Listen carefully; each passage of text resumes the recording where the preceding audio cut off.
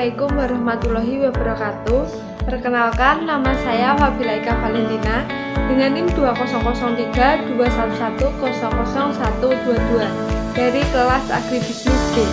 Pada kesempatan kali ini, saya akan membahas tentang komoditas unggulan di daerah saya, yaitu Kabupaten Tuban.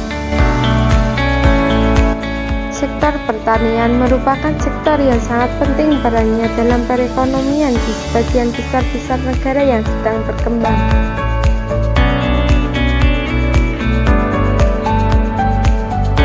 Salah satu komoditas tanaman pangan di Indonesia adalah padi, yang hasil produksinya masih menjadi bahan makanan pokok. Padi merupakan tanaman pertanian dan merupakan tanaman utama di dunia.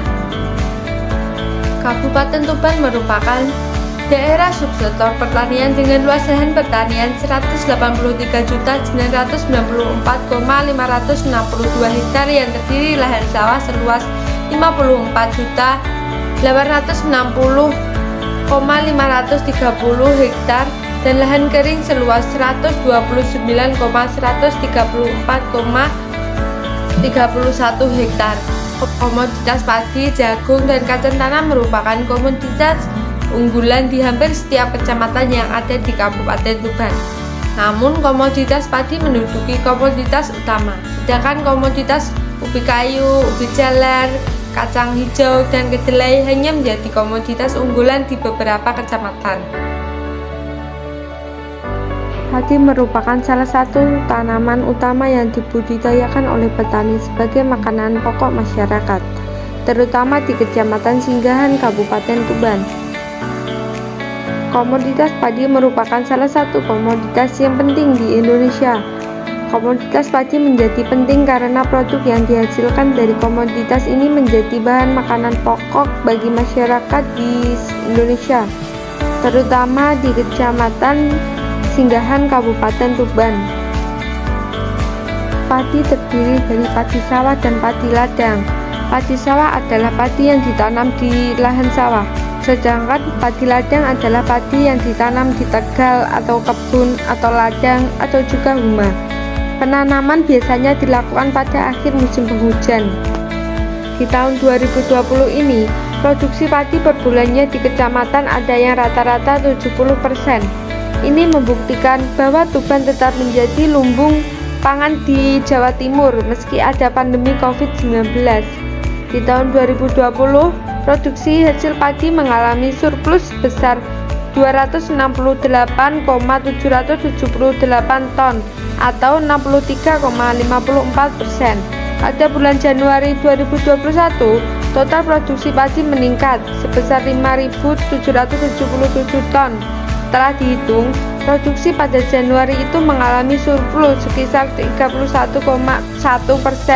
Pada Januari, total produksi padi di Tuban mencapai 21,717 ton dan mengalami surplus 62,82%.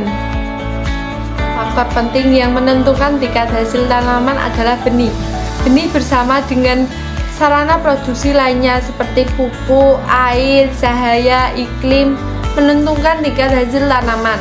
Meskipun tersedia sarana produksi lain yang cukup, tetapi bila digunakan benih bermutu rendah, maka hasilnya akan rendah.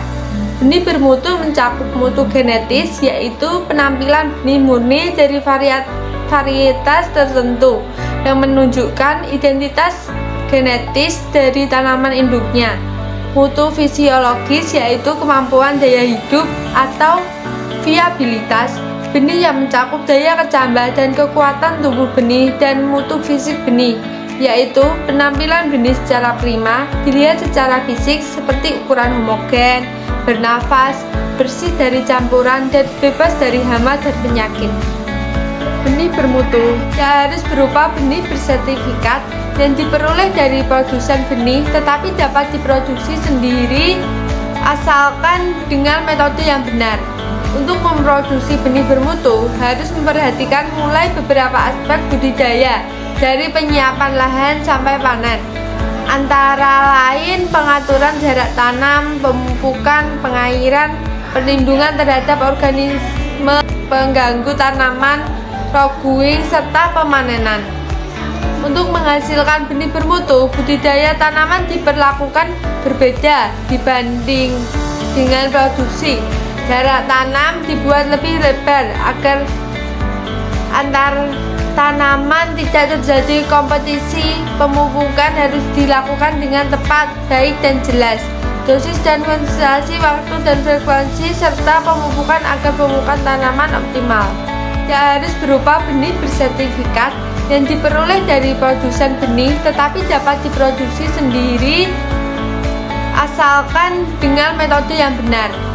Selain itu, menurut Sekretaris Jurusan Agroteknologi UMY ini, pemanenan juga harus dilakukan dengan baik, dianjurkan secara manual atau dengan tangan agar tidak terjadi kerusakan mekanis yang dapat menurunkan kualitas benih, serta dilakukan pada tingkat masak fisiologis yang ditandai dengan terjadinya kehilangan air yang cukup besar dan terjadi perubahan warna daun dari hijau menjadi kekuningan. Terbentuk lapisan pemisah pada buah sehingga buah mudah lepas dari induknya. Untuk mendapatkan benih bermutu dan tahan disimpan, biji yang sudah dipanen perlu dikeringkan sampai dengan kadar air tertentu. Kemudian dilakukan pembersihan dan pemilahan. Keuntungan penggunaan benih bermutu buatan sendiri adalah dapat dilakukan secara mandiri dan kualitasnya tidak kalah dibanding dengan benih dari produsen benih. Dengan demikian, petani dapat menghemat biaya produksi untuk membeli benih dan bahkan jika sudah mapan, dapat diajukan untuk mendapat sertifikasi dari pihak yang berwenang.